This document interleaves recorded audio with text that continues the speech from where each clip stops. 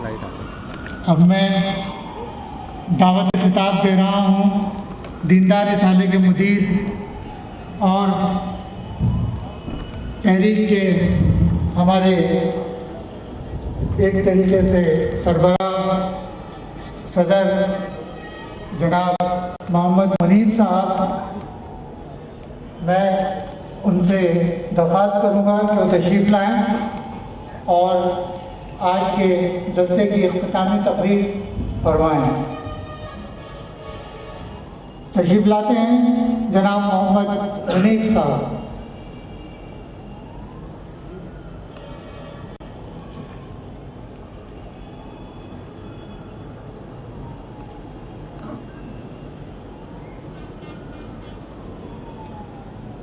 أشهد أن لا إله إلا الله وحده لا شريك له وأشهد أن محمدًا عبده ورسوله أما بعد فأعوذ بالله من الشيطان الرجيم بسم الله الرحمن الرحيم إن الله وملائكته يصلون على النبي يا أيها الذين آمنوا صلوا عليه وسلموا تسليما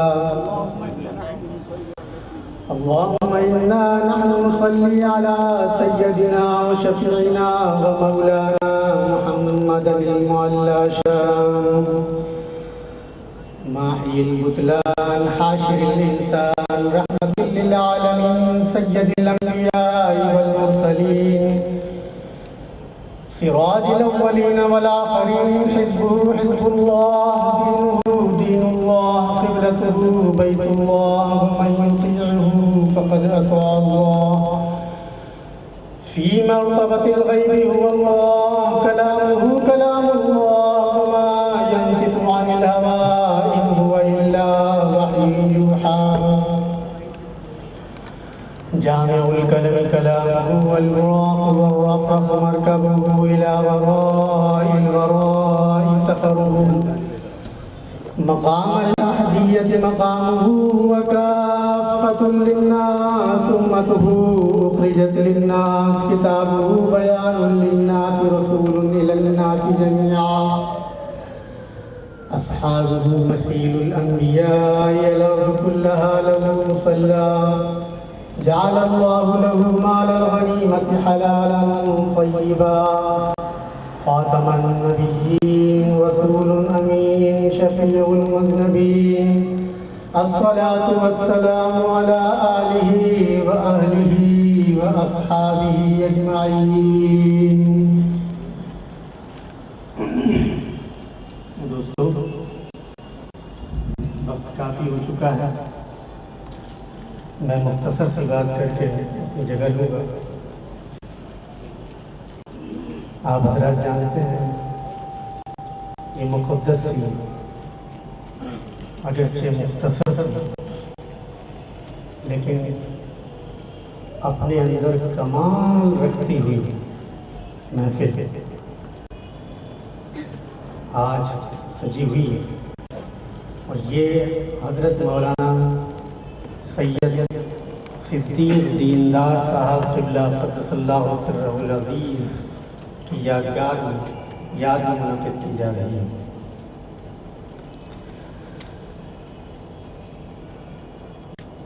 بہت اولیاء اللہ اس امت مسلمہ میں گزرے ہیں اور ان کی یاد میں تقاریب بھی منعقد کی جاتی ہیں،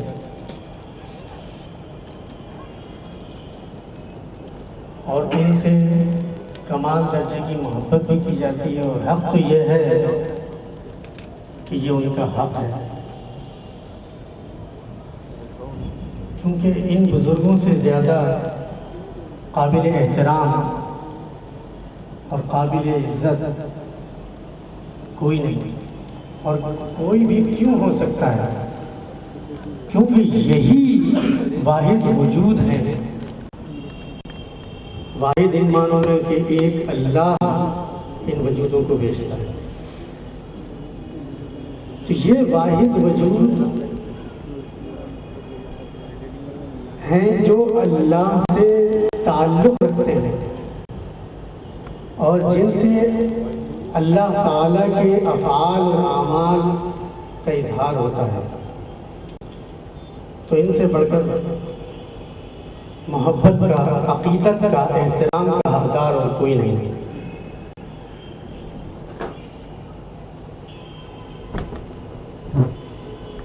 لیکن آج ہم جس مقدس ہستی کا عرس منا رہے ہیں وہ کئی حیثیتوں سے ممتاز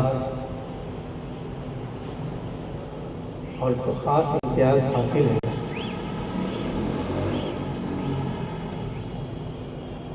وجہ اس کی یہ ہے کہ یہ دور اجتماعیت کا دور ہے. یہ دور وَتِلْكَ الْأَيَّامُ نُدَاوِلُهَا بَيْنَ النَّاسِ کے تحت اس ابتدائی روح کے دوبارہ نازل ہونے اور اس کے قیام کا دور ہے. جیسے کہ حضور صلی اللہ علیہ وسلم نے فرمایا کہ تمہارے دین کی ابتدا نبوت اور رحمت سے ہے. وہ جب تک اللہ چاہے گا رہے گی، پھر اللہ اس کو اٹھا لے گا. پھر اس کے بعد بتدبار بادشاہی ہوگی، خلافت علی منہاج نبوت کا دور ہوگا. اور جب تک اللہ چاہے گا وہ خلافت علی منہاج نبوت کا دور رہے گا، پھر اللہ اس کو بھی اٹھا لے گا. پھر اس کے بعد بدتوار بادشاہی ہوگی، اور جب تک اللہ چاہے گا وہ رہے گی، پھر اللہ اس کو بھی اٹھا لے گا. پھر جابر اور ظالم حکمرانوں کا دور آئے گا کہ جب تک اللہ چاہے گا وہ رہے، پھر اللہ اس کو بھی اٹھا لے گا. پھر حضور صلی اللہ علیہ وسلم نے فرمایا کہ خلافت علی منہاج نبوت کا دور آئے گا، اور اس حکومت سے آسمان والے بھی خوش ہوں گے اور زمین والے بھی خوش ہوں گے، اور آسمان اپنی برکتوں کی بارش نازل کرے گا اور زمین اپنے پیٹ کے سارے خزانے اگل دے گی. تو وہ دور ہے یہ. اس وجہ سے اس دور میں جو وجود آیا ہے وہ بھی کامل فنا فی الرسول وجود آیا ہے، اور اس وجہ سے یہ کئی حیثیتوں سے ممتاز حیثیت رکھتا ہے. مثال کے طور پر میں آپ کو بیان کروں، مقصد یہ نہیں ہے، کیونکہ ہر ولی اپنی جگہ اہم ہے، کیونکہ وقت کے لحاظ سے اللہ تعالیٰ اپنے بندوں کو بھیجتا ہے. تو یہ جو وقت ہے اس لحاظ سے اس بندے کو اللہ نے اس بندے کو بھیجا ہے. تو یہ کیا ہے؟ یہ واحد وجود ہے. اس پورے 1300 سال کے عرصے میں یہ واحد وجود ہے جو نشانات کے ساتھ آیا ہے. حضور صلی اللہ علیہ وسلم چونکہ خاتم النبیین تھے، تمام انسانوں کی طرف آپ کی حجت تھی. اس وجہ سے تمام انسانوں کی کتب میں، یعنی تمام انبیاء نے آپ کے آنے کی بشارات دی تھی. توریت اور انجیل میں بھی آپ کی بشارات ملتی ہیں، زبور میں بھی اور غزل الغزلات میں بھی آپ کی بشارات ملتی ہیں، بدھوں کی کتاب دھمپد میں بھی آپ کی بشارات ملتی ہیں، زرتشتوں کی کتاب زیدویتا میں بھی آپ کی بشارات ملتی ہیں، ہندوؤں کی کتابوں میں، ویدوں میں، شاستروں میں، پرانوں میں بھی آپ کی بشارات ملتی ہیں. تو اس یاد کو تازہ کرنے کے لیے اللہ تعالیٰ نے ایک ایسے وجود کو بھیجا کہ جو نشانات کے ساتھ آیا ہے. اس 1400 سال کے عرصے میں یہ واحد وجود ہے جو غیر مسلموں کی کتابوں میں نشانات کے ساتھ کھڑا ہوا ہے، جس کی بشارات ہندوستان کی، بالخصوص ہندوستان کی کتابوں میں موجود ہیں، ویدوں میں، شاستروں میں، پرانوں میں، کالی گنان میں.